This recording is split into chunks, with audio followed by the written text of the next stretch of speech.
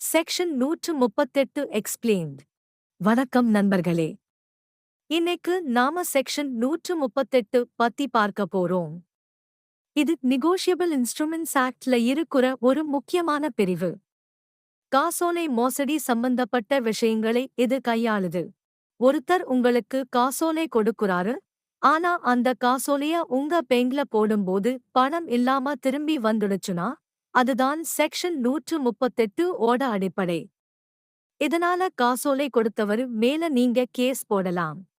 Case போட சில நிபந்தனைகள் இருக்கு.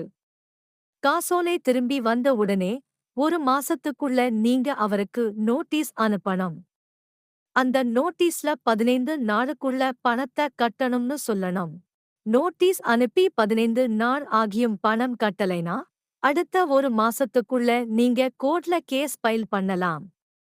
இதுல காசோலை கொடுத்தவருக்கு 2 வருஷம் வரைக்கும் ஜெயில் தண்டனை கிடைக்க வாய்ப்பு இருக்கு. அபராதமும் விதிக்கப்படலாம். செக்ஷன் 138 காசோலை கொடுக்கிறவங்க பணத்தை ஒழுங்கா கட்டணுங்கிறத உறுதிப்படுத்துது. இது ஒரு முக்கியமான சட்டப்பிரிவு. இத பத்தி தெரிஞ்சு வெச்சிக்கிறது ரொம்ப நல்லது. நன்றி.